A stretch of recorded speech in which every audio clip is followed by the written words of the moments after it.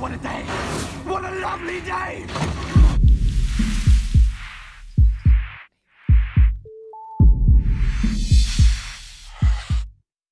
Welcome to Flat Earth Debate.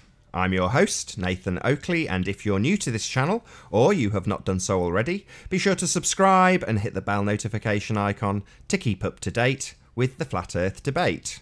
If you would like to support this channel, there is a super chat that runs alongside each of these shows while they're live, but there's also a PayPal link in the info box below the video once it's rendered. Most importantly though, if you would like to join the discussion, simply mute the page you are currently watching, then click the link in the info box below this video to join the panel and express your views on the shape of the Earth. If you do join, please don't swear. If you do, you'll be ejected, and if you are, please don't try to rejoin the show using sock accounts. You'll be warmly welcome back on the next show. Please also share the show. Sharing the show obviously increases the live audience, but this in turn increases the chances of a more diverse panel. So please share the show. And one last time, if you're new to the channel or you're not done so already, be sure to subscribe and hit the bell notification icon to keep up to date with the Flat Earth Debate. Now we are joined by The Plain Truth, Sleeping Warrior, Mark Doxy and Chocolate Sane. How are you all doing? Beep, beep. Hello. Haven't done any housekeeping in a while. Any signs of curvature, anybody? Non-linear, linear perspective? Nope. Axial rotation? Any signs of that, anybody? Nope. Might turn you up a bit, Travis. You're a bit quiet. Alright. Back gravity. Any signs of that? It was a good movie. Doesn't count. Sorry. Pressurized system next to a non-pressurized system? Vacuum? Anybody shown any evidence of that? Still waiting. No way, no how. Ah. Anybody? Anybody? Pregnant pause. No? Nope. I think that about concludes our housekeeping. That's pretty much it. Oh yeah, Yeah, molten... you think if you were... Go on. You think if you were a baller, you'd be ready to go at the beginning of the show with all the answers for those questions. Molten iron core? Anybody shown any evidence of a self-perpetuating molten iron core? Yeah, right. No, nobody? Bumholes. That's a shame. I guess we'll have to decide that it's flat then. What it's looking like. Gotta be honest. Everyone's really quiet. I've turned you all up maximum. You're still really quiet. I might turn the hangout a bit higher. See if that helps. Can you say something, Chocolate? Hello. Yeah, it's still a little bit quiet, but it's all good. So Ranty showed us some cool images yesterday. I'm not going to present them because I want him to do it when he gets back in a few days. He's busy for the next couple of days. But what he got was a boat, like the ones he shows us with the compression zone. But the boat was directly in front of the turbines. So until now, we've been looking at these turbines, and where they have the mirage layer, circle of confusion, dirty air, doesn't matter what you want to call it, that layer where you get a mirage of itself below it, because they're poles, you can't tell. You know, they look at that and go, there's the obstruction, and it isn't. So when you've got a boat in front of it that's about half the distance between you and the turbines themselves, you can see that effect in the boat really clearly. So you can see where the obstruction starts and what the obstruction is and how it's affecting the image at approximately half the distance to those turbines.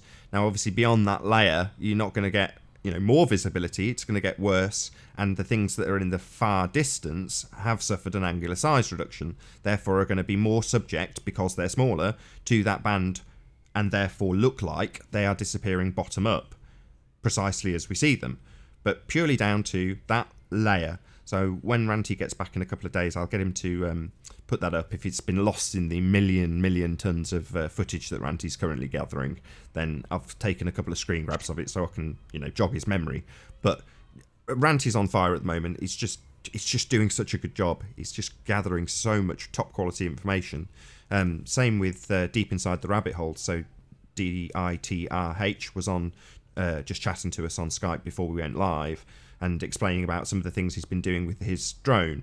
You know, and he's getting frustrated because he's obviously being attacked by ballers, and it seems like he's damned if he does and damned if he doesn't.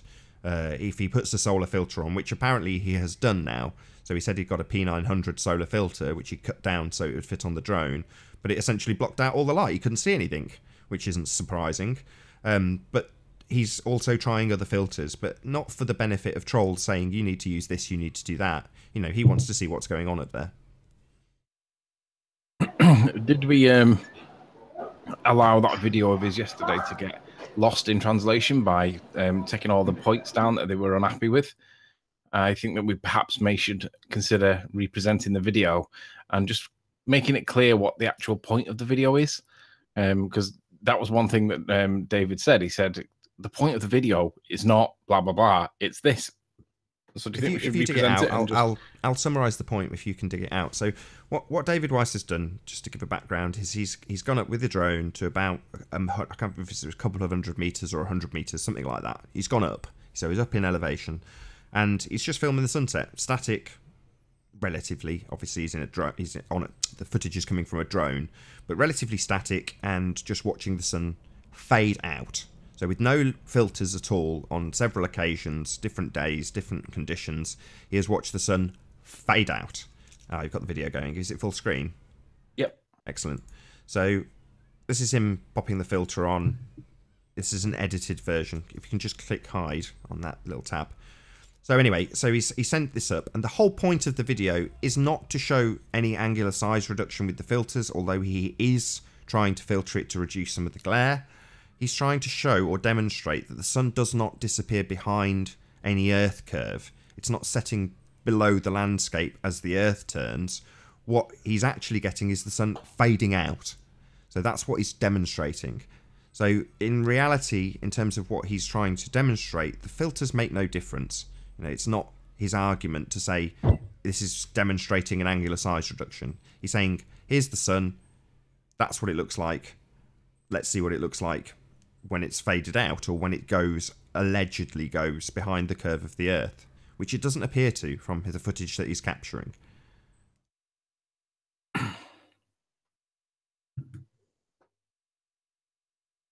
So basically what his point is that it doesn't reduce to a half moon, reduce to a quarter moon, it reduced to a dot. It just gets switched off. It doesn't go down. So perhaps we lost sight of the point of the video, and I think it's right to reassert the position. So let's just get it clear. It doesn't go down. So why does it not go down before it extinguishes? Sean was asked, Sly Sparkane was asked. They had a hangout last night, and the beginning of the hangout started with just an outright lie from Sean. I was on a chat with Nathan last night and a couple of others, so I didn't actually watch it live. I started to watch it like after the event, but then realised that he started the hangout with another lie. So I didn't watch the rest of the hangout. So if anybody knows what the conclusion of the hangout was with Sean and friends, why is this doing this? What was the conclusion? Because I'm not going to watch it when he's just lying. Sean can't tell the truth. He doesn't know what the truth is. He doesn't understand what basic comprehension language skills are. When somebody says something, it means what they say. It doesn't mean the opposite, or it doesn't mean something different. It means what they say. Now, I didn't watch any of the hangout, but I do want to know what the conclusion of the point was. So does anybody know what the conclusion of the point was from Sean's hangout? Why does the sun not go down? Why does it disperse? It's supposed to set behind the dark part. Doesn't do it. Yeah, I want to hear the ballers' excuse about this one. Because that should never, ever happen. If the sun sets the way they tell us it does, that should ever, ever happen. Hey, Yeah, Alan. I'm not really sure. I'm not really sure we need to worry about what they say, because they're not interested. Oh, I'm not. I just want to hear it. Yeah, I mean, I want to bolster our community with our own peer review consensus and start focusing on that. I think we need to be our own critics. You know, we need to criticize David and do it in a constructive way, not in something where he's going to take it personally and question the validity of what he's observing. Although I think we do that to a certain extent. But the only thing that I think is a fair, valid complaint or criticism is that it is a little bit out of focus. So it is possible that the light might constrict. Everyone uses the word dilate, and it's the opposite of the word constrict. But you know what people mean when they say dilate. Reduces down to a point. If it's out of focus, it will look bigger and it'll look blurred, like the stars do. You can almost get the stars in focus with a P900. They're not quite there, but you can see that there is moving psychedelic effects with the stars. But because they're not quite in focus, they have that circular orb effect to them. So that is a valid complaint or a valid critique, but I don't think it's strong enough to address the point. But he's gonna redefine them or have another go with it, because he's pumped up. He thinks he's got something there, and I think he's got something too, and I'd like to see more of it, but it doesn't appear to support the notion that it's going down behind the curvature of the Earth. Proximity is a thing. That's the thing. Even if it was completely out of focus and you can see it going down behind the Earth, they would say, "Oh, it's fantastic. That just proves the globe." The only reason they're complaining about it now is because it fades out. It doesn't go behind the Earth. So they have to point at something and say, that's wrong. That's it. Shouldn't be too hard to explain why that happens. There's a miraging zone there, right? Sun disk is an optical phenomena. So yeah, if it's gonna move in that miraging zone, there's gonna be distortions, including compression.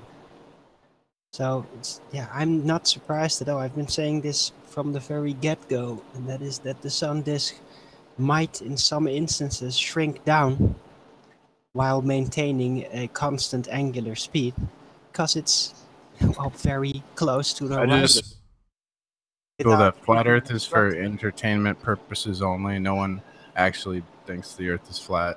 I do. I think That's not true. Why would you say that?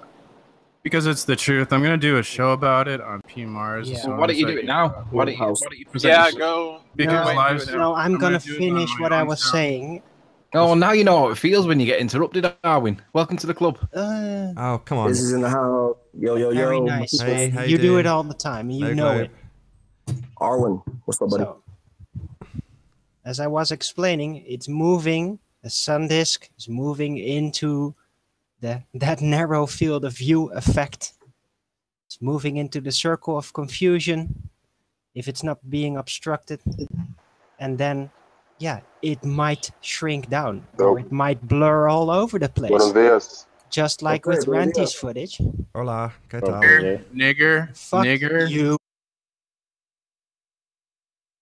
Are you serious? No need. Thank you. No need, PMars. I triggered PMars to leave. As I was saying, sorry. I think I know what the P stands for. Mars. As I was saying, and I'm going to be finished quite soon, just like with all this Nigger. shithead.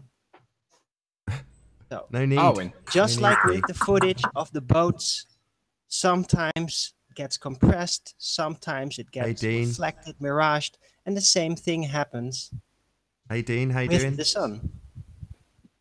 Hey, Dean. Hello. Yes, I am here to debate this, and I am what you call a ball earther, although I don't find the term particularly cool. You can call me a planet earther. You But sound like Cat Earth. I sound like what? Cat Earth. Alex. You do. You sound like Cat Earth. Keep talking, my friend. Keep talking. I am originally from Yorkshire. I do hide my accent since I moved down south a little bit. Oh.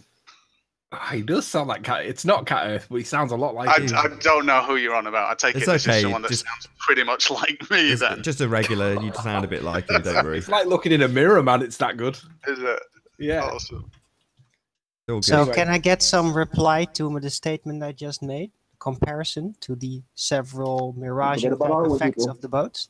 You didn't realise you've just interrupted our new guest. It's all good. That's the Wasn't way it making goes any sometimes. point. He was just saying hello. Yeah, and you interrupted him. Yeah, well, he interrupted me, and I wanted to kind of finish what I was saying and then get a reply from the panel. Fair enough. Instead of just being Fair glanced enough. over like Hold usual. on. Let Arwin get to the end of his point. He has been interrupted by me and other people several times. Your So- point got lost, Arwin. Come on, do it. Yeah, so the sun disk at some instances comes to the circle of confusion very close to the horizon, and then depending on the conditions, several optical effects can apply, including compression, including reflection, all these types of effect depending on the conditions, just like with boats being filmed in a far distance. What do you guys think? Totally agree. Are you saying that just to shut him up? I concur. No, I do actually agree. On account of the fact that we have images of exactly that happening. I do. Circle agree of as well. confusion is confusing. I agree. There is a layer of a sandwich sits on top of the horizon that seems to be weird. Yeah, sandwich. Tony always brings it round to food. You got a new line for your poem, Alan. Yeah, Hey, Arwin, fold- on a different. that Mirage band with a fold line running down the length of it. Something that would be impossible to replicate on a curved surface. That band. That's the one we're talking about, Alan. That Yeah. band. Yeah, the band Shouldn't that we we see in call the it the images. horizontal confusion instead of circle? Yeah. The point of convergence. I like the Anthony's food analogies. Continue, guys. Well, Indeed. I just wanted to ask Arwin a question about yesterday's hangout. Have you seen the comments in the after? You know, not the text during the hangout, the comments after the hangout for the show yesterday, Arwin. Well, I've read mine, yeah. People think that you're actually a shill at the minute, right? Give a shit what they think. So, do you think the Earth's a ball? Yo, Arwen's the least chill. Do you think the Earth's a ball, Arwin, that presents itself as flat? No. Are you sure? I don't know what it is. I'm entertaining theories from all the angles, and I'm trying to get Arwen, into the Arwen. mindset of the ballers, how they've been taught, how they Right, think, interlooping. to try to reach them instead of just bashing them over the head with something they're going to ignore. All right. We have So the you're looping aware theory. that people are beginning to question whether you're a shill or not. You seem to be picking on him a lot, Tony. I've just got issues that need to be addressed, and I think the best way to do it at times is to ask him. I don't mind anybody picking on Well, me if they I'm want an shield, then opposing I'm view. doing it on a voluntary basis because I'm still not getting paid for anything here. Sure. It's been perceived. It's been perceived that you're semantically putting your wording, Arwin, just in case you can jump chips at any time. That's what I perceive of you. I mean, sometimes. Listen, gentlemen, don't wash dirty linen in public. Let's get to the subject. Well, I'm just making the point that it appears that some people think that he's a ball earther in disguise or as a shill or whatever. And it is confusing because some of the wording and the phraseology that he uses is confusing. So I just wanted to ask him publicly so we could state what his position is. Did I ever say that the Earth is a ball? He's so flat Earth. Did Well, I you ever did say say- a single you did time say- that the Earth is a ball, Riley? Yeah, but you did say that the Earth could be a ball and present No, that's presenting not itself what as I flat said. because of curvilinear No, perspective. Did you No, not? that's not what I said. Doubt it All was- right, I said if the Earth is a ball. yeah, that's what I I said. said. Yeah, that's an if statement. Yeah, if. Yeah, so Yeah, the if. statement was correct then. That's The Earth theoretical. could be a ball. but No, it's itself as flat. no. It's a theoretical statement. It's an if statement. Yeah, the Earth could be, not is. but could be. No. If. Can we hear what Dean's got to was a say? ball. Oh. Yeah, That I'd wasn't really, me. I'd really like to weigh in on all of this, to be honest, because I find the whole thing fascinating. Okay, give us one point that you want to discuss. It's implausible to think that the sun is incredibly close due to my personal and everybody's personal observational experiments that we can perform and the logic on that. Well, I'm not in a position to talk about that. How 'cause I many don't know people what got the sun is. sniped? I did. Well, you No, wouldn't the- be sniped, otherwise you couldn't come back. No, he's on a No, different account. yeah, this is my second account. Oh, okay. Yeah, Chris Berry. Yeah. Lots of people. So Chris wants to talk about the distance of the sun. No, Dean, but Chris. Sorry, Dean. Sorry, Yeah. sorry, Dean. I think it was a network issue, actually. Who wants to Dean's still address there, this? yeah? So Dean's Yeah, saying... I'm still here if you can hear Okay, me. so what's your observations and conclusions? Okay, so I've talked to a lot of flat earthers in the past 3 weeks, and from what I can discern from everybody's kind of ideas is that we live on a flat plane and the sun orbits in a circular fashion around what we think of as the pole at the moment on the sphere model. But there's actually don't assume we all believe that, though. Oh right. Oh okay. Strongly disagree. Just tell us what you observe. I observe 3 phenomenon, which means the sun has to a immeasurable distance away to my observational reality, and they are as follows. One of them I found online, but one of them I can actually test myself, and then the other is just basic logic. So number 1 is this. If you go outside, and you can look this up on a website, you can find when the moon is going to be visible with the sun. I believe you can find a website for this, and I've seen it multiple times. Now, if you hold up a ping pong ball in front of that moon, and you observe the shading on that ping pong ball, now it would have to be kind of a matte surface for you to be able to see shading on it. You can see that it's shaded in much a similar way to the moon is. Now, there's potentially two reasons for this. Is one, the moon is incredibly close to you, and the size is relationally smaller. Or 2, the sun is such a distance away that the light hitting both the small object in your hands and the considerably larger object further away is almost parallel. Now, if you have you done that ping pong ball experiment? Negative. Where's my hotspot? Yeah. Have you done it often? Have you? No, like 3 or 4 times. Well, Plain Truth has a version of that, don't you? Yeah, I didn't want to interrupt him, but I did a similar observation. You specular highlight. I did a similar observation early in the morning with a baseball, and I had the moon and the baseball lined up, and to my opinion, they were not similar in any fashion. Right. Okay. So the way that I would do this experiment, because just to give you a bit of background on myself, I'm actually a 3D graphic artist of a long time, like 18 years. So I know about light simulation and things like that. So in my observations, it would have to be where the sun is elevated enough so that it doesn't get what you call scatter coefficients or absorption coefficients through the atmosphere, assuming that is the case. But even if that's taken, let's say, at half value, you've got the other 2. So if the sun is moving, I'm going to assume, and I apologize if this is not correct for people, but I'm going to assume that the sun rotates around a disk, and it stays, give or take, near the equator, or what we think of as the equator line on this flat disk. Now, if you observe the sun from any point... Sorry, can I just stop you just for 1 second? Sorry to interrupt. That's so, all right. Are you now presenting a flat Earth argument to debunk? I'm presenting observations that tell me that the sun is a large distance away, and that a flat Earth doesn't fix with my next point. Well, do you want to just tell us how you presume the sun is a far distance away? Because I have no idea what the sun is, let alone what its path and trajectory is. I've only got to go on what they tell us. Right. Okay. So the sun distance to me is throughout the day on a circular path around a disk. If that was the case, the energy output would change and the light differential would change. Sorry, I don't want to hear about what the flat Earth wouldn't do. Yeah. If you believe the Earth is a sphere with the sun far away, how do you come to that conclusion? Oh, right. Okay. So 15 degrees rotation per hour.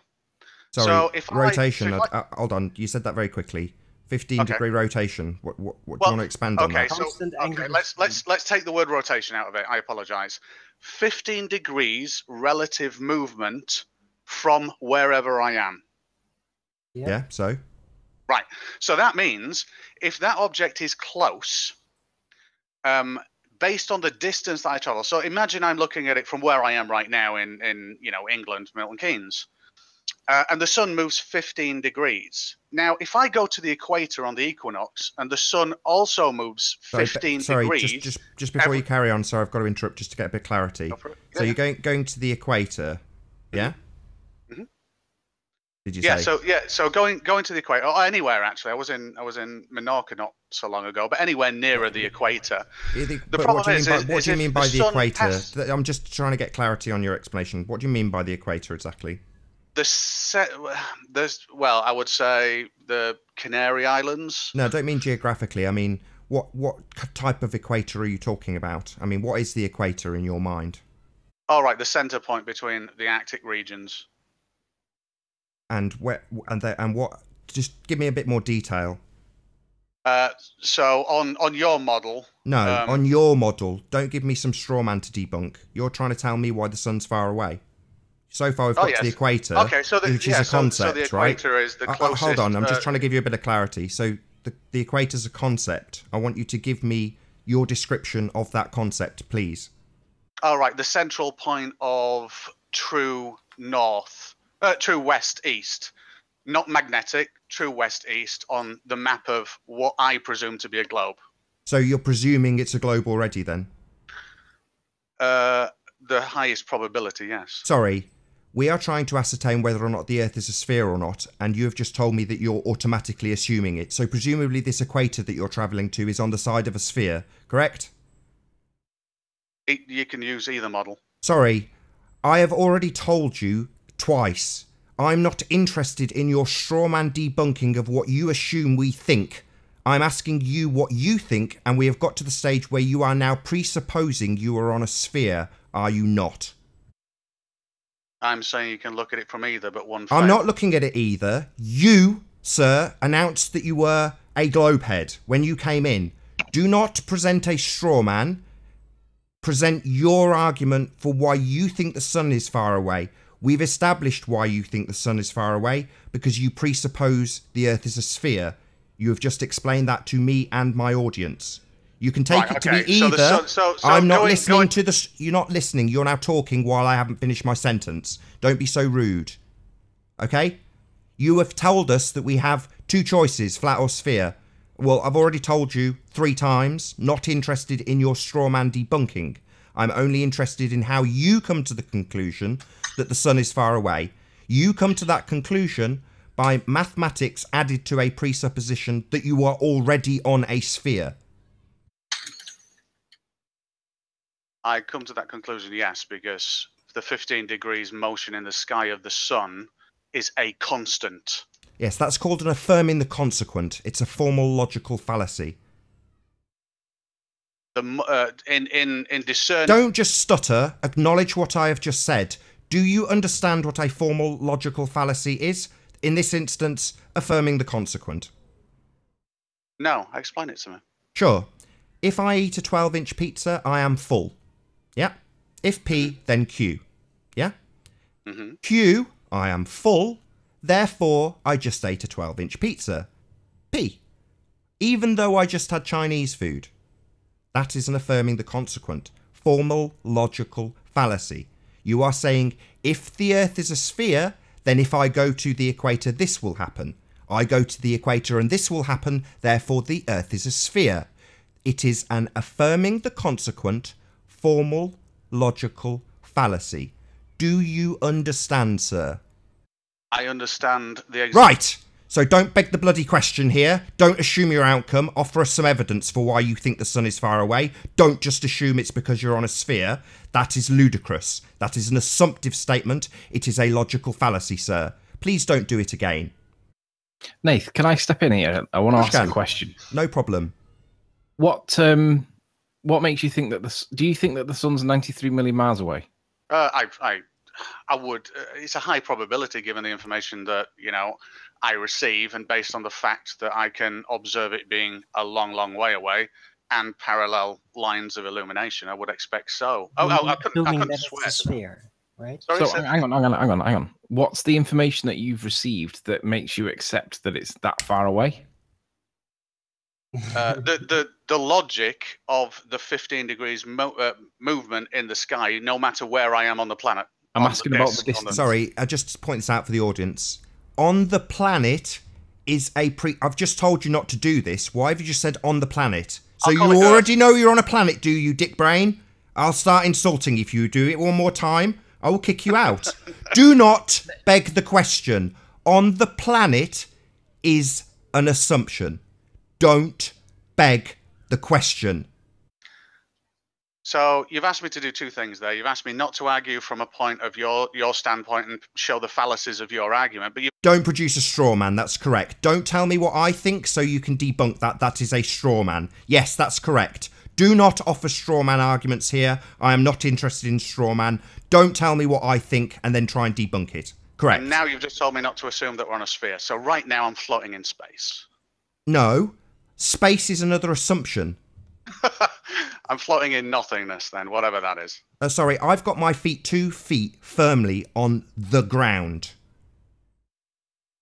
Okay, so we can assume that we're both on the ground then. We are. Yes, I don't need to assume that. That is patently obvious to anybody with feet.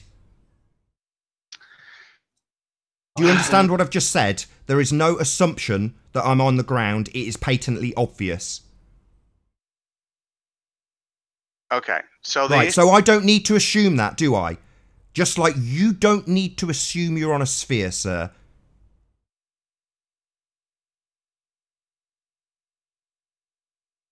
Okay, let's start. Yeah, okay, fair enough. So I don't think we need to. I don't think we need to get argumentative about. Back to my question. It's a debate, you absolute buffoon. Argumentative. If you tell me that your presupposition stands and that you're on a sphere again, I'll just kick you out. Don't beg the question here. I'm just wondering, from what point do you get to that 15-degree angular change? Let's only carry on. Yeah, can I finish my point? Or a sphere, or anything of that. Arwin, one at a time, please. My point. Because I have started, I got 2 questions out and we haven't got to the end of it yet, and I'd like to get to the end of it. It's a straightforward one. We should get there pretty quick. Is it okay if we finish on with my point, Arwin? Sure. So I asked how far away the sun was. I said, do you accept this 93 million miles? And you said yes, based on the information that you got. I then asked what information had you got, and then you said something about logic, and then it got interrupted. Because so okay. let's go back to that. What's the information that you accept that the sun's 93 million miles away? So the sheer fact that to me it can't be close, because if you go outside with a solar panel, let's say, and you measure, or even an advanced light meter. I've got a light meter for my photography equipment, and you actually get a temperature, a light temperature reading, and depending on how sensitive the sensor is, it can be really good.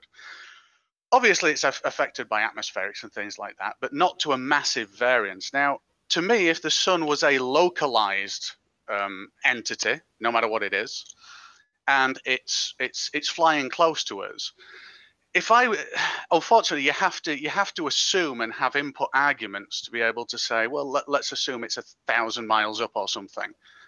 Why? Why would you need to assume that? Why? Well, because you would test it with input conditions. But the point is, all of these input conditions actually, I mean, even if it's 100,000 miles up, it doesn't matter. The input conditions are what I'm about to say. I disagree.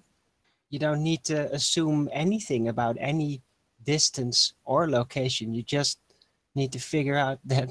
All right, so sunlight coming from a certain direction. Yeah. So my angular speed. So my question is this then: if I can determine that the light being emitted by the sun is a constant throughout, let's say peak day, given no cloud cover or serious atmospheric or pressure changes, and I can tell that the energy output is fairly constant as well, with very minimal variance, and the variance that does occur goes up and down, so it's not like it's continually decreasing or it's continually increasing or anything like that. Given that fact, is it not fair to assume that I could come to a probability that I'm... Sorry, no, carry on. Get to your conclusion, please. Is it not fair to assume that I can come to a probability that, based on the time that has passed, the sun's distance has not changed to me or my observational equipment, or is that infinitesimally small, the distance changed in relation to the overall distance? And I think that's how I come... That doesn't tell us 93 million miles, though. Oh, no, it doesn't. Right, that's what I was going to get to. You've not answered my question then. My question was, what information have you got that's not logic, that's based on facts, that tells you that it's 93 million miles away? Let's focus on that question. Oh, right. Absolutely none. Right. So what you're doing is using logic and reason to deduce that it's really far away. Yes, there you go. Now, So you mentioned sorry, go on. parallel rays before. Yeah, correct? yeah. Nath, would you mind presenting? You know what crepuscular rays are, right? I do indeed. Yes. Do you want to tell us how these are parallel? Because of the apparent sun's distance, which is a long way away, that makes it observable parallel rays. Can you see my screen? No, wait a minute. You might need to click the thumbnail in the Hangout. The thumbnail in the Hangout. Oh, I've got the YouTube channel, the YouTube stream. I've got the YouTube stream open, so yes, I can. So you can see the picture of the sun that's casting light rays through the clouds, yeah? Yep, absolutely. So if I was to draw, I mean, just call me logical and reasonable, but if I was to draw a logical and reasonable line that carried on the continuation of all these, they would all meet at one cumulative point. They would all accumulate in one place, correct? Correct. Why are they not vertical or parallel? Because you're looking at them from the size of them and perspective, and I can actually show you that right now in 3D if you want. Sure, please do. Oh, awesome! Right, wait a minute, because I've got a. Let's see if I can share this. I'm just going to start a new scene before I share my screen itself. So we're straight into the pseudoscience models. We're going to beg the question, build ourselves a little sphere in a computer, and then show us how this works based on you begging the question, assuming it's a sphere, and modelling that assumption, correct? Sorry, say that again. I'm still So we're around. into pseudoscience models. Hang on, let's see what he's got to say first. Let's not prejudge him. Well, I've said I don't want to beg the question, and we're literally going to build ourselves a little sphere. So we're already going to be on a sphere the second we step into this model. I'm not building a sphere. Can you? I'll build it. You know, it'll be on a flat Earth. No, it's nothing to do with the shape of the Earth. Listen, guys. Can I reiterate this? In games, like I said before, they try a sphere model, didn't work. They tried a flat plane because it looks more realistic. I could do it on a sphere if you really want. Can everybody see No, my you screen? cannot. No, you cannot. Can people see my screen? Yes. Okay, cool. So first of all, I'm going to create we'll call it a flat plane, but I could create something the size of the Earth if you wanted as well. There's a unit size on the left here. We could just say that let's say this is a meter. So this at the moment is a width of 1, height of 1. So, actually, we'll call this, I don't know, kilometers. It doesn't really matter for this purpose because it's about relational perspective more than anything else. So if I go and create a camera now, which is going to be our point of view, and we'll just have a standard camera that I'm going to look through. So I'm looking from, a tool's view at the moment, but that's the camera that I'm going to look through. And I think the human eye has got a certain, millimeter designation that I can't remember at the moment, and I think everybody's is quite different. But now if I create, let's say, these rays, and we'll symbolize these rays as this object that's quite huge, because these light rays coming in are actually quite, immense. And these I'm not going to alter this box at all. All I'm going to do is rotate it and move it up. Now, what I've got here, if I add this to a layer that just does template so we can see the lines, and I come back down to this camera here, I can look through this camera, and what we'll do is we'll point it up at those rays, and we can move it back as well. It won't really make a difference, but there is a look through selected somewhere. Actually, I'll just create another view so that we can see it side by side easier.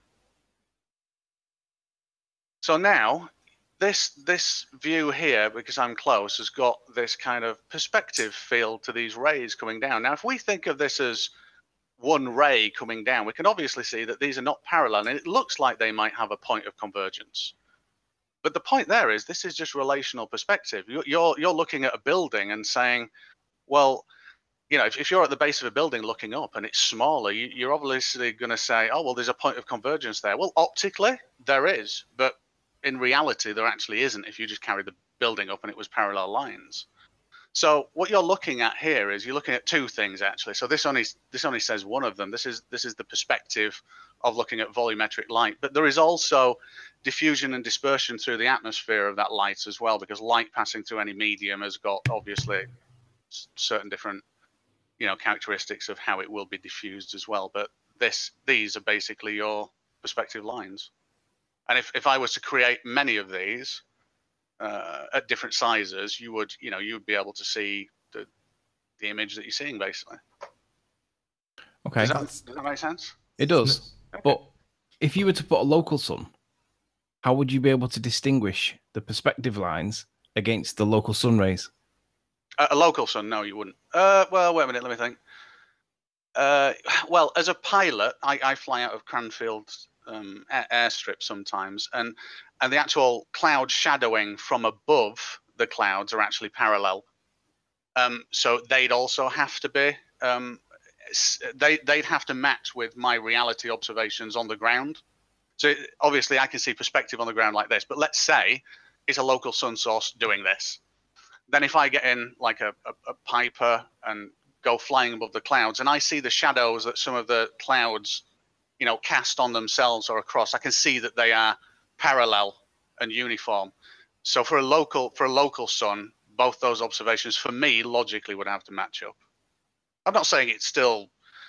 So just back to the question, the question I asked was, how would you distinguish perspective against the local sun ray lights that are called crepuscular?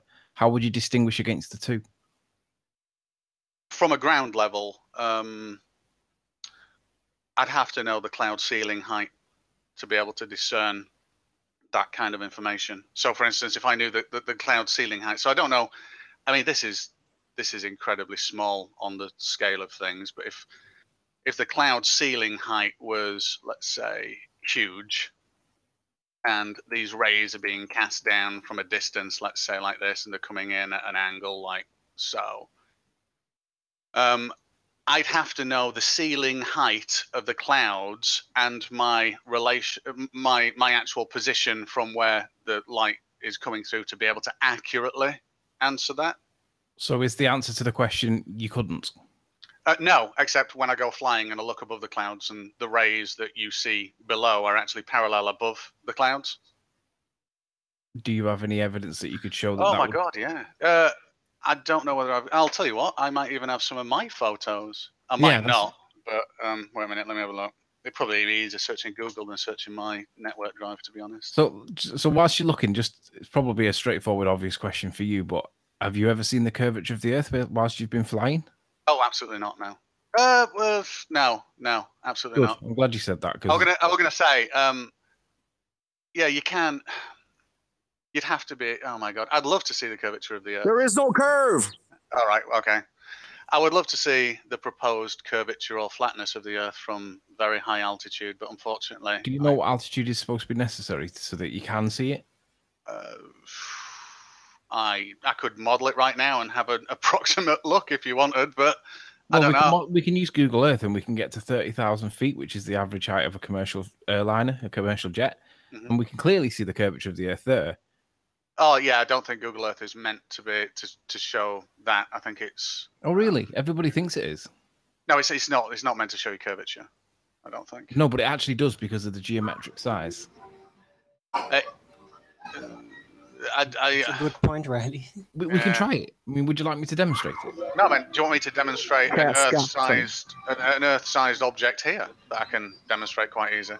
Well, I mean, let's just go with the Google Earth one first. I can't. Well, so first of all, the one thing that I can't do, I can't attest to NASA being honest. I can't attest to anybody being honest, and I can't attest to secondary knowledge or anything like that. That I haven't. I'm a software developer as well, but I haven't written Google Earth. I don't know the thinking behind it, but I can't imagine one of the primary design principles was let's accurately represent the curvature of the Earth. I think it would be. So why would they show it when you zoom out then? Yeah, how did you come up with a curved Earth in the first place if it's not observable? How did I come up with it? I didn't. Well, anybody. How did the globe apologists come up with the idea that the Earth is a globe when it's not observable? We've already established that. They assume it. They just say, if the Earth is a sphere, and then they roll with it from there on in and do their calculations with that assumption from there on. Dino, you're getting your money's worth today. Yeah, no, I like this. Did you hear what I said, though? At what point do you see a curve? Oh, probably, I don't know. You've not observed it, have you? I haven't, but I would have to say it'd be around like 70, 80,000 miles. But you're an feet. apologist for it, but you've never actually observed it. Oh no, no, correct, 100% correct. Okay. Is that really you, Ranty? Are you Ranty? agnostic then? Hold on, Mark. Is that you, Ranty? It is, yeah. Hello. Oh, okay. So are you agnostic then? I'm agnostic as much as I can be in anything. I believe that the highest probability by no small stretches that I am living on a planet. So as a pilot, you truly believe that you're flying around on a ball.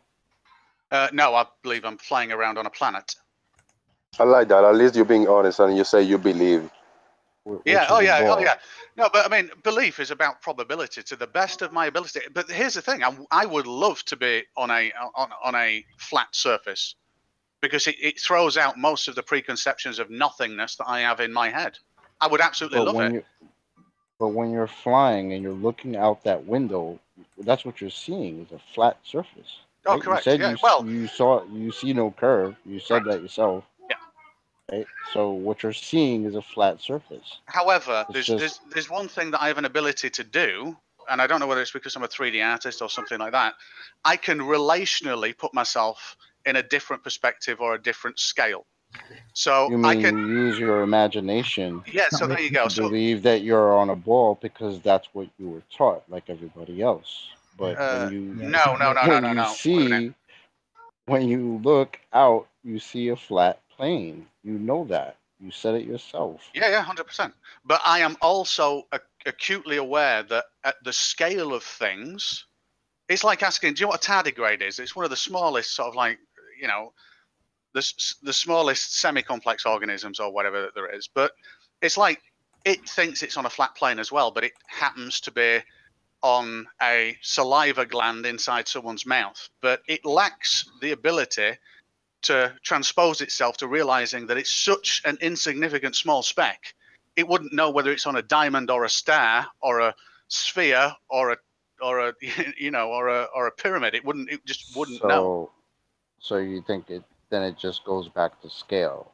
So basically we're just too small and the planet is too big to notice. Oh, absolutely. So if you can still see my screen, I'll show you something that I did when I started looking into this. Can I ask, do you feel the same way about the spin?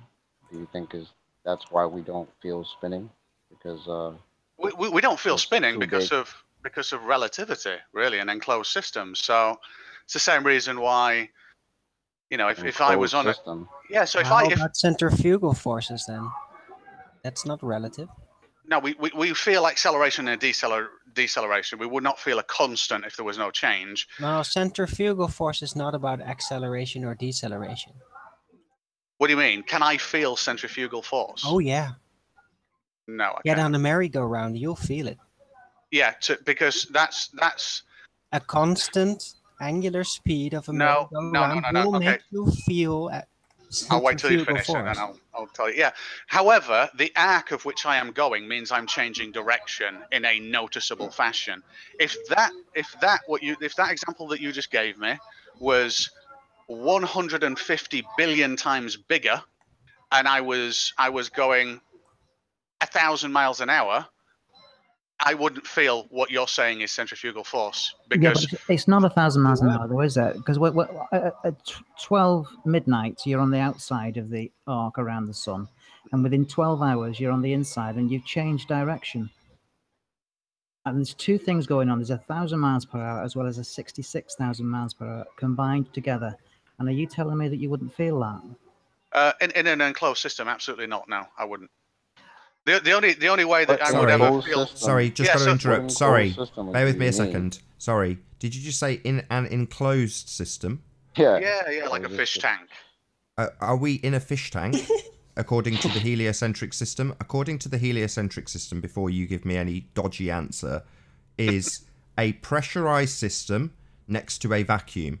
That would be an open system. I don't understand what you mean by pressurized system. Like something's pressurizing us. We have got pressure, but nothing's pressurizing us, if you get me. Sorry, we on Earth have gas pressure, correct? Sorry, say again. On Earth, we have gas pressure. I'm breathing it right now. It's gas. It has a pressure, correct? Yes. Right. Well, yes. Right. It doesn't have a pressure. The We're cause is halfway pressure there, by sir. gravity. Halfway there. So, we have a pressurized system. That would be Earth gas pressure. That is next to a vacuum, according to your theory. So, that would Are you be asking me whether that's correct? Or nearly are you stating that's what I finished. think? 80% there. Just be patient. So, you stated we would not feel that force in a closed system like a fish tank. We are in an open system with air, gas pressure, not fluid like a fish tank. So, we are in an open system in your fantasy world of Ball Earth. So you're telling me what I think? No, I am telling you a fact of your model. If you do not understand it, I will repeat it. Did you not understand the fact of your model that I stated? Do I need to repeat that fact? I understand the fact. I am not telling you what you think. I am stating a fact about the heliocentric model, sir. If you disagree with that fact, please state it now. Well, when I think of a system, I think of something controlled. I couldn't give a crap what you think of a system. We are talking about Earth. Earth is an open system. You have just stated we wouldn't feel those forces in a closed system. Can you explain this contradiction, please? Yeah. So from a perception sense, it's very hard to think of the Earth as an open system because you would have to comprehend that the forces acting on the atmosphere, if you throw out gravity, obviously all of this goes to pot, but in my vision, gravity is real and provable and demonstrable. So the issue there is it's a relatively enclosed system. By that I mean, if you go up, yes, air gets thinner, gravity gets less, and there's no definitive glass barrier that says, hey, this is inside and this is out. It actually it's a fading system of pressure. You can get to less pressure. It's an open system. It's not a fading system of pressure. It is an open system, sir. Correct, open system. Right. So, back to my original question. Why the contradiction? Because in order for us to kind of realize that down here, we're at such a scale that it doesn't matter whether it's closed or open. Sorry, you have just said in a closed system.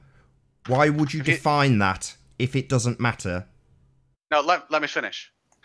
So, given the scale of which we are at, it's actually hard to comprehend. It's like thinking that the tardigrades on a dog and all that kind of thing again. Now, I don't need an analogy. I just need to know why you have said that in a closed system, we would not feel these forces, the inertia, the rim speed, the absolutely astronomical travelling distances, the changes in direction. We would not feel them because of scale in a closed system. Now you are telling us that we are in an open system in the model we are trying to define. The pseudoscience begging the question, no proof of our model. That's what we are doing. You have a contradiction still. Okay, I was using it in an analogy in order to be able to... Oh, right. We don't want to know about allegory here. We are interested in reality, not allegory. Do you know the difference? Okay, so if you want me to answer, then the particles that make up the oxygen and atmosphere lower to the ground are influenced a billion times. I don't know. Pick a large number. 1 billion times more than any other forces acting on them from anywhere, regardless of inside, outside, or anything. What? Sorry, what does that have to do with the system being open when you say the forces would not be felt in a closed system? The contradiction is still there, still glaring, and still unaddressed. It wouldn't be felt in an open system. Sorry, say that again. You talked over me before I'd finished redefining the fact that you have dodged this question. We still have a glaring contradiction. You have stated that we would not feel these forces in a closed system. Earth, the one you believe you live on, the bullshit fantasy globe sphere Earth with no proof of R, is an open system. There is a contradiction. You have still not addressed this. Okay. The contradiction was purely for a visualization sense, and I apologize. I will now concede the fact that the Thank you. Earth, let's think of it as an open system. But my statement about the gravity acting on us right now is infinitesimally more than any other outside forces. What gravity? But the same gravity that's Sorry, acting what is on, this gravity on you talk the of? air. Sorry, you're Sorry, now. say that again. Hold on, we need to clarify what terms we are now talking about. Are we talking about Newtonian or Einsteinian gravity, sir? Einsteinian, let's say. So we're talking about. Sorry, I don't really difference between the understand how the bending of space-time would cause a barrierless system to not be affected by inertial forces. That makes no sense. Oh, inertial forces, I agree with you, but these aren't. That's the point of this conversation, sir. Are you slow? Take your time. I'm very slow. You seem slow. So, why don't we feel the forces of inertia in this alleged ball-shaped open system? Because we are at such a scale that the inertia that you think is this big thing. We don't think there is inertia, sir. You think there is inertia. Please do not tell me what I think. What force would I be feeling? We don't feel any force. That is the point, you complete buffoon. You don't have to be this aggressive. You know? You are a buffoon. You are asking me what forces we feel when we feel none. So my question is this then: if you don't ask me a question, answer mine. Why do we not feel these forces of inertia on the alleged bullshit ball-shaped open system? Scale. Scale. Yep. Scale. That's it, right? Yep, 100%. We do have something. Wouldn't you say that centrifugal force actually so wait a minute. Let me increases the further away from the It's all right. Scale. So when we see a inertial force, a rim speed increase on a merry-go-round, if we scaled it up to the size of Earth, I would expect that force to increase. So would I. So would I. I got a slight different question. Hold on, Chocolate. Hold on, Chocolate. Hold on, Chocolate. Yeah, let him You've just said it's scale, and I've said that the scale increasing, if we model out a little sphere and spin it, and then increase that to a rim velocity of 1,000 miles an hour, and then throw that model, physical model, not computerized, around something at 66,000 miles an hour, I would expect differences in acceleration, precisely as was put to you. Yeah? Right, so, yep, brilliant. Right, so can I explain this now then, or can I put Well, forward... you've said scale, and we've pointed out that we are scaling up these inertial forces in this open system, so we would feel them more. We have another glaring contradiction. Right, can I explain this? The glaring contradiction that as you scale things up, the forces would increase. No, I'm gonna put it in a practical way, and you can tell me whether you disagree with it or not. So let's stop velocity for 2 seconds, and let's just go with angle. So you're Sorry, no. Let's not go with angle. According to you, Earth has a velocity. I do not now want to talk about angular relationships when we are talking about the speed and force it causes. No. Do you want me to explain this or not? Not with an angle. No. I want you to explain it using 1,000 mile an hour Earth and a 66,000 mile an hour speed around the sun. Not an angular change. That doesn't produce any forces. That is a mathematical concept that does not produce any force or feeling on my body. The question is why we do not feel these forces. Now you want to talk in mathematical angles as opposed to forces of velocity. So, no. I'm going to use a merry-go-round thing. Yeah? We actually hear many explanations always, but we haven't seen any proof of none of this yet. Well, just listen to this and tell me if I'm wrong, because if I'm wrong, I want to know it. Yeah, that's the difference. If I'm wrong, I want to know it. I don't want to be belittled, and I don't want to start an argument. If I'm wrong, it's important for me to find out. Okay, fine. You explain to us how when you scale up something with an edge velocity, it decreases in force. Right. So in a merry-go-round that's, let's say, 6 meters diameter, and let's say it's spinning. Oh, let's increase the rotation to make it relational to the Earth. Let's say it's spinning at 1 revolution per day. So it's got an edge velocity of about 6 inches an hour or something stupidly slow. It's virtually not moving. Yeah. Nathan, will you share my screen, please? Now if we increase. Sorry, how is that comparable though? I don't understand. So wait a minute. Now if we increase that radius now to be the radius of the Earth, obviously now we're traveling around. But at what it was there, I couldn't really feel it that much, could I? No, but then when you increase it to 1,000 miles an hour, you do definitely feel it. That force would increase. So here's the thing. What am I feeling in that merry-go-round? I'm feeling a change in direction. That's what I'm feeling. Let's take air out of it. Let's say there's no air resistance, but I'm feeling... Why? We exist with air. We have established this. We have this open system. Why would we now remove the air, hypothetically, from this open system in which we feel no forces? Nathan, will you show my screen? You are. Carry on talking what you're talking. Yeah, you're on. You're on, Mark. Yeah, can you see that picture? It's a sine wave. Yeah, it's very blurry. I don't know whether... Wait a minute, let me see if I can... Our movement of 1,000 miles an hour plus 66,000 miles an hour creates a sine wave where we would accelerate and decelerate over 24 hours. And at 6 p.m. one day to 6 p.m. the next day, we have traveled 1.5 million miles. Yes, I get that. And we're going in a sine wave. Do you understand that as well? I do, yes.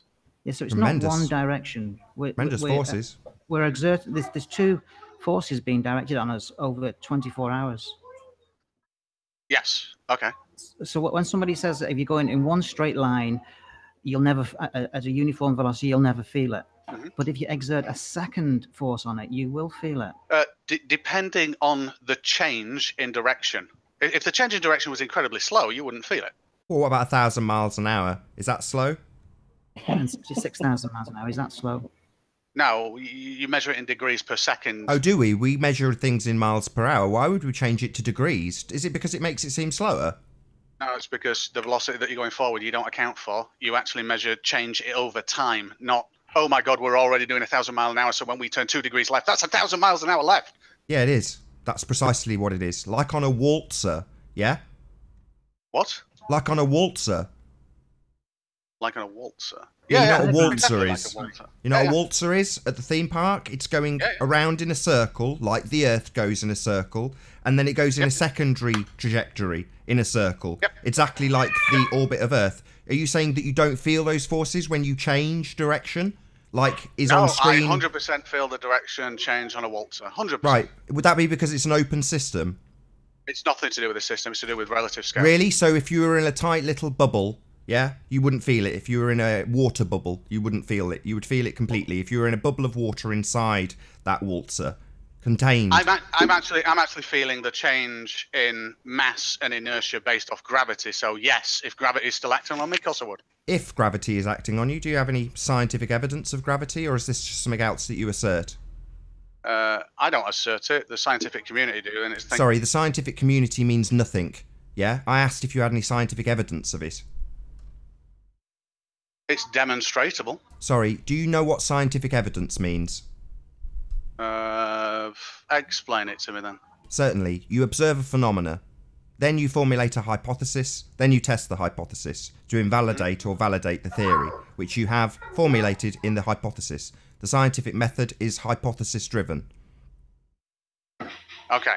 So, what's your scientific evidence for gravity? The fact that we can predict based off the nature of gravity and test it in different conditions, and those predictions are true.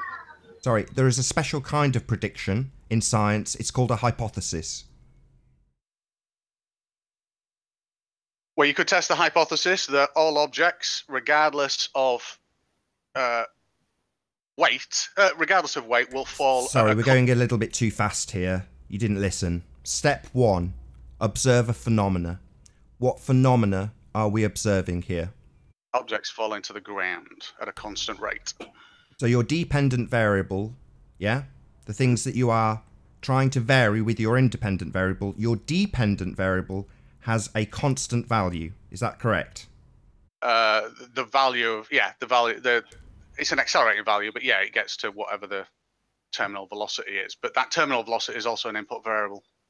Sorry, an input variable? I don't follow. You're trying to vary the dependent variable by manipulating the independent variable. Explain it how you want. My point is this. If Sorry, I drop two don't objects explain out, it how you want. You've just said that the scientific community backs the assertion of gravity, and I've asked you for your scientific evidence. You don't seem to understand. I don't Shut know. up. Stop talking over me. Shut up. evidence. Shut up, you rude man. Yeah? You don't seem to understand what scientific evidence is. You don't seem to understand what a scientific prediction is, and you don't seem to have an observed phenomena or a dependent variable. So, you have no scientific evidence of gravity, sir. It is simply something you assert with pseudoscience and opinion of men. Okay? from my own personal perspective, I couldn't give a crap about your personal perspective on gravity. I That asked much for is very clear. scientific evidence. If you need a further explanation of what scientific evidence is, so you can go away, forage around to find there is none, that's fine. I will personally humiliate you as long as you desire, until you understand what I say here. There is no scientific evidence of gravity. Okay? So educate me then. Is gravity not the observable core, the observable effect of things dropping? Is that not the name that we give it to it? The thing that pulls things to the ground or pushes them or makes them otherwise go towards the ground? No, You it's tell me, downward sir, this acceleration is your force. assertion, not mine. Don't ask No, me it what was a gravity question. does, just provide some scientific evidence for it. I was actually asking, what is your take on the thing that pulls things to the ground? What, potential pushes things to energy? the ground, or Potential whatever. energy, you mean potential energy that you can put into things? Is that what you mean? Yeah, nothing's pushing, nothing's pulling. So Sorry, if you say pick that up, again? let me just give you a quick explanation. If you pick up a microphone, you insert potential energy into it. Then when you let go, it goes back to an equilibrium. Mhm. Were you to not pick up the microphone, it would not drop. Okay, yeah. Okie dokie. So, do you have I'm any just setting- I'm scientific setting evidence? starting conditions You there. don't I'm seem not- to have I'm not- conceded this point yet. You're now asking me questions, as opposed to conceding that you have no scientific evidence for your assertion. I personally have no scientific evidence for assertion of gravity. That's because there is no scientific evidence for gravity, something I'm asking you now to concede. But I can see its effect. No. Cause and effect is established in a hypothesis with an independent and a dependent variable. That is called a scientific prediction. The entire scientific method is based on these predictions. It is hypothesis driven. That is science. What you are presenting is bollocks. Do you understand? I understand point of view, yes. So my question to you would be, crystals forming from humidity in clouds that eventually turn into snow, who lifted them up there? And how do they fall? Wouldn't they just stay there? No, Why? because of buoyancy. Okay, so buoyancy is the thing, because they're more dense than the air surrounding it. They Correct? become more dense, yeah. Oh yeah, because they could become more dense. So it's the density differential between the air and that object that causes it to be pushed in a direction. Not the gravity. No, I'm asking, is that the thing? You call it, well, we can all call it gravity because it's just a force that, well, we can call it whatever we want. Well, we can call it gravity, but there's no scientific evidence for it whatsoever. So with that, I'm going to say first and foremost, a huge, massive, enormous thank you to all of the live audience for tuning in and hopefully sharing this debate. And of course, a massive thank you to all of the debating panel for making this debate possible. If you hated the show, you know exactly what to do. But if you liked the show, maybe consider sharing it with a friend or subscribing if you've not done so already. I've been Nathan Oakley, and I'll see you all in the next video. Oh, what a day! What a lovely day!